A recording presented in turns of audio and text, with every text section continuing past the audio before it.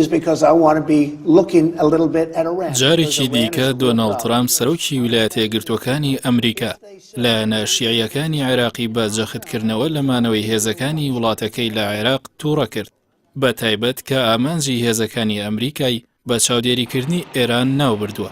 ئەم جاران سەرۆکۆماری عێراقیش کە لە پشکی کووردە کاردانەوەی بەرامبەر لێدوانەکەی ترامپ نیشاندا، بەڵام لایەنە کوردی و سونیەکان بێدەنگیان هەڵبژاردووە. دکتۆر بەرهەم ئەحمەد ساڵح سەرۆکۆماری عێراق لێدوانەکەی ترامپی بە جێگای سەرسوڕمان ناوبرد و ڕایگەاند هێزەکانی ئەمریکا تەنها لە چوارچێوەی ڕێکەوتنی استراتیژیدا دەتوانن هەڵس و کەوت بکەن، هەر بۆیە مافی ئەوەیان نییە چاودێری زۆر شت بکەن. لە نێوانیشیاندا چاودێریکردنی ئێران دکتۆر بەرهەم ساڵح ئاماژەی بەوەشدا عێراق نایەوێت ببێت بە بەشێک لە ململانەی نێوان وڵاتان.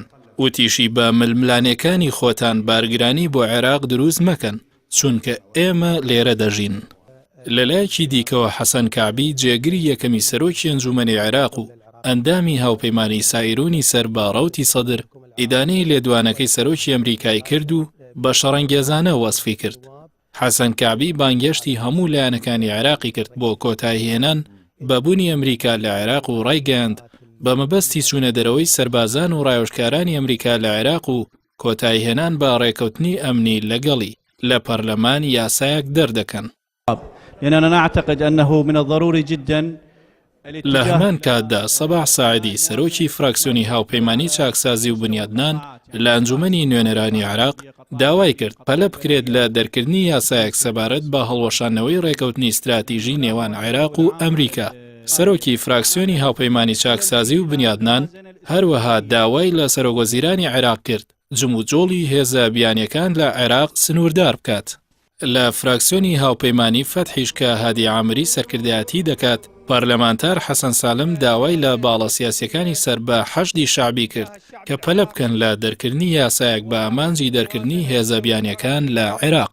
رفض التواجد العسكري الأجنبي هەر لە کاردانەوەی لێدوانەکەی ترامپدا قەیس خەزعەلی ئەمینداری گشتی یاسایی ئەهلولحەق وتی ئەمریکیەکان خۆیان باشکرا دانیان بەوە دانا لە پێناو بەرژەوەندی عێراقیەکاندا لەم وڵاتە نین، بەڵکو بۆ جێبەجێکردنی ئەجەنداکانی خۆیانە.